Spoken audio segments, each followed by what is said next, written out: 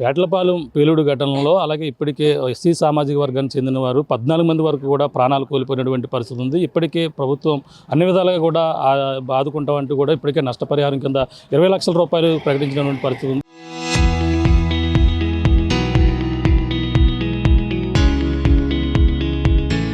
ఇంకా బాధితులకి అన్ని విధాలుగా కూడా ఆదుకోవాలంటూ కూడా దళిత సంఘ నాయకులు అలాగే ఎంఆర్పీఎస్ నాయకులు కూడా దీనిపై వాళ్ళంతా కూడా డిమాండ్ చేస్తున్నటువంటి పరిస్థితి ఉంది. సో చెప్పండి, ఈ ఘటనలో ఎక్కువ ఎస్సీ సామాజిక వర్గానికి ఎక్కువ చనిపోయినటువంటి పరిస్థితి ఉంది. నిన్న చంద్రబాబు నాయుడు గారు కూడా మాట్లాడుతూ ఎక్కువ మంది వీళ్ళ ఉన్నారు, అన్ని విధాలుగా ఆదుకుంటా ఉన్నారు. ఇప్పుడు ఇచ్చినటువంటి ఎక్స్‌గ్రేస్ ఏమైనా సరిపోద్దా? దీన్ని మీరు ఏమైనా డిమాండ్ చేస్తారు? మేము రాత్రి మాట్లాడామని చంద్రబాబు నాయుడు గారితో, నేను అన్ని విధాలు ఆదుకుంటానని హాస్పిటల్ దగ్గర చెప్పారు, కానీ ఆయన మౌనంగా వెళ్ళిపోయారు. మేము వెంటనే మీడియా ద్వారా మీరు మౌనంగా వెళ్ళిపోవడం కాదు, ఈ జిల్లా దాటే లోపలనే మీ మంత్రులందరూ వెళ్ళి ఆయన పట్టుకుని ₹1 కోటి పరిహారం మాకు ఇస్తేనే మిమ్మల్ని వదులుతాం, లేదా మీ ఇల్లులు ముట్టడిస్తే ఇబ్బంది పడతారు మీరు. చంద్రబాబు కదలకుండా అడగండి అని చెప్పాం. ఈ మీడియా ద్వారా అయిన లోపల 1 గంటకి ఆయన అక్కడికి వెళ్ళి 20 లక్షల రూపాయలు ప్రకటించారు. ఆ 20 లక్షల రూపాయలు సరికాదండి. ఎందుకంటే ఇదే ఎక్కడో వైజాగ్లో గ్యాస్ లీక్ అయితే జగన్ ₹1 కోటి అంటే ఈయన 2 కోట్లు ఇవ్వాలన్నాడు ఆ రోజునే. మరి ఈయన గవర్నమెంట్లో ఇవాళ జరిగింది కేవలం ప్రభుత్వం నిర్లక్ష్యమే, అధికారుల నిర్లక్ష్యం వల్లే అంత దారుణమైన ఘటన జరిగింది. ఈ కూలీ నల్లి చేసుకునే వాళ్ళందరూ ₹100 ఎక్కువ వస్తుందంటే ఆ పాకలోకి వెళ్ళి పనిచేస్తారు, వాడు తిండి పెట్టినా కాదు.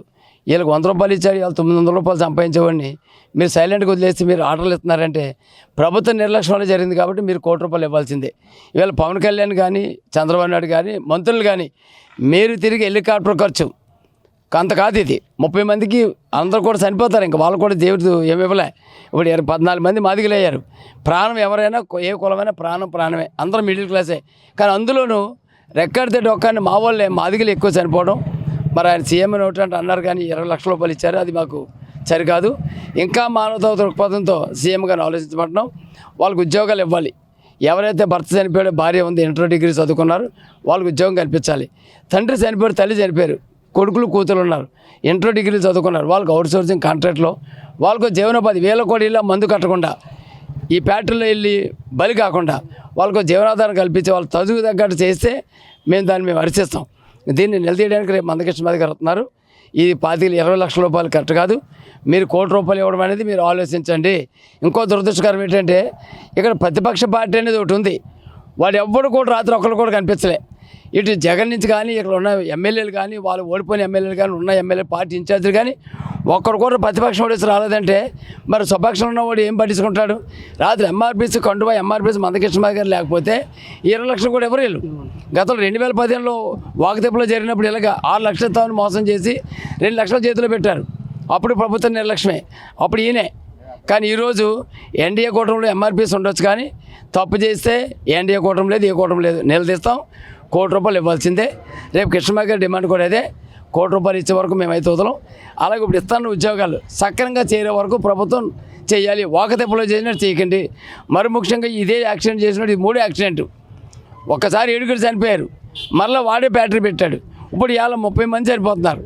అంటే ఇలాంటి నిర్లక్ష్యం చేస్తున్నారు. ప్రభుత్వ అధికారులు సస్పెండ్ 6 నెలలకి ఇస్తారండి, వాళ్ళు సస్పెండ్ కాదు, వాడు ఆస్తులు జప్తు చేసి డబ్బులు ఇస్తానని చెప్పి చంద్రబాబు నాయుడు ఆస్తులు జప్తు చేయాలి.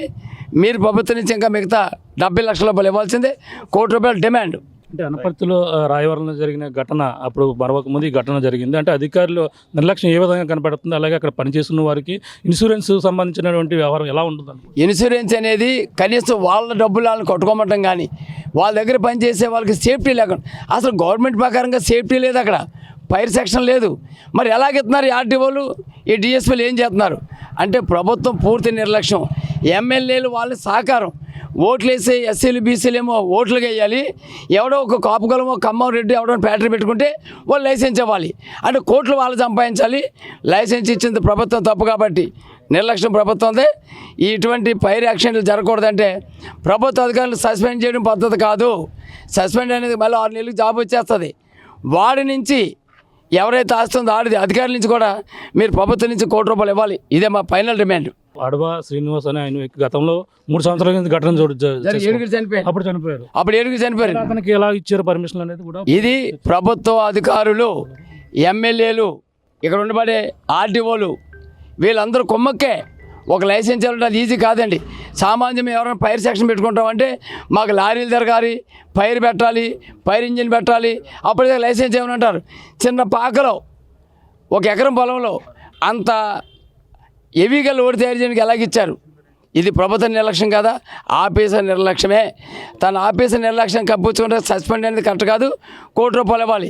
ఇకపోతే లోకల్ రాజకీయ నాయకులు ఒకటి గమనించాలి, మీరు మీ కులాన్ని కాపాడుకోండి, కానీ చనిపోయిన వాళ్ళు మానవతావాదంగా రేపొద్దున వాళ్ళకి ఆదరించండి. ఇది ప్రభుత్వ నిర్లక్ష్యమే, డబ్బులు ఇవ్వాలండి, ₹1,00,00,000. చెప్పండి మీరే డిమాండ్ చేస్తున్నారు. నేను కూడా ఎంఆర్పిఎస్లో ఎంఎస్పిలో జిల్లా ప్రెసిడెంట్గా పనిచేస్తున్నాను. ప్రజెంట్ మాది సొంత ఊరే. చనిపోయిన వాళ్ళు కూడా ఇందులో మాకు బంధువులు కూడా ఉన్నారు. కానీ ప్రధానంగా ఎవరైతే ఈ అడబాల శ్రీని అనే అతను ఉన్నాడో గతంలో 2 సంవత్సరాలు 3 సంవత్సరాల క్రితం ఇదే ఫైరుతో మేడపడిలో 7 అతను మళ్ళీ లైసెన్స్ ఇవ్వడం అనేది చాలా తప్పు.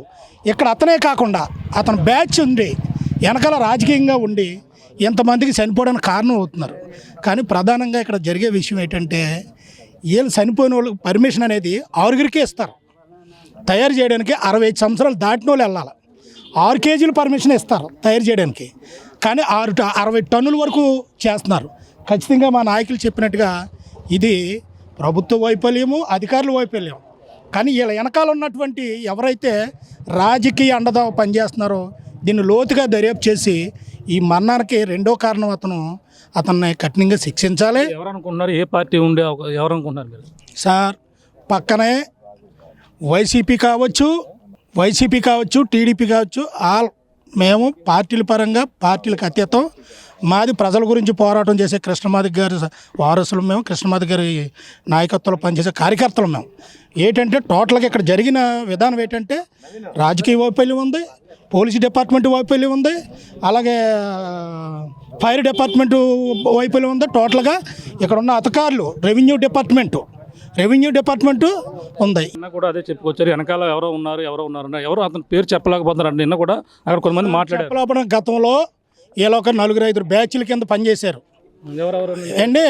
అందులో పనిచేసిన వాళ్ళు గతంలో పనిచేసిన వాళ్ళు ఈ అడబల నాని కావచ్చు, ఇంకా వల్లూరి సూర్య గారు ఎవరో, అలా బొబ్బరాడు సత్యబాబు కావచ్చు, ఇలాంటి వాళ్ళు చాలామంది ఒక గ్రూప్గా ఉండి మెయింటైన్ చేశారు.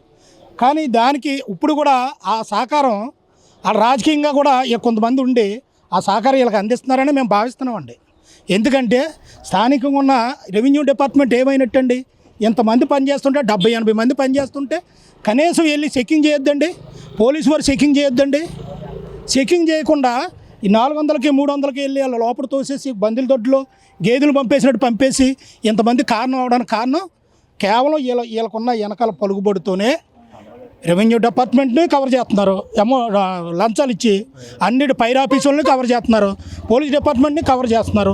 స్థానికంగా ఉన్న నాయకులు దాన్ని పట్టించుకోవట్లేదండి. ప్రధానంగా ఇక్కడ ఒక సంస్థ, ఒక మంచి ఫ్యాక్టరీ లాంటిదో ప్రజలు బ్రతకడానికి, ఎందుకంటే ఏ పని లేకే ప్రమాదం అని తెలిసినా ఇక్కడ వాళ్ళందరూ చుట్టుపక్కల ఈ పెద్దాపురం నియోజకవర్గంలోనే ఎక్కువ అండి. అలాంటిది ఇప్పటి నుంచో గతంలో కూడా మేము ఇదే చెప్పాం, ఇక్కడ ఏదన్నా ఉపాధి కల్పించండి, ఒక ఫ్యాక్టరీ లాంటిది పెట్టండి, వీళ్ళందరికీ పని కల్పించండి అని. టోటల్గా ఈ పైరు లైసెన్స్లే ఇవ్వకూడదండి, రద్దు చేయాలి. ఖచ్చితంగా రద్దు చేయాలి. ఎవరైతే దీనికి కారకులు ఉన్నారో వాళ్ళ ఆస్తులు జప్తు చేసి వీళ్ళని శిక్షించాలి, బాధితులకి వాళ్ళ ఆస్తులు పంచాలి. అలాగే మా నాయకులు చెప్పినట్టుగా ₹1,00,00,000 ప్రభుత్వం 20 లక్షలతో కుటుంబాలని తేలిపోదండి, ఆ బాధ తీర్చడం. ఖచ్చితంగా ₹1,00,00,000 ఇవ్వాల్సిందే, బాధితులు న్యాయం జరిగే వరకు పోరాడతాం. ప్రధానంగా ఎక్కువ ఎస్సీ సామాజిక వర్గం అలాగే ఉన్న నేపథ్యంలోనే 14 మంది వరకు కూడా ఉన్నారు.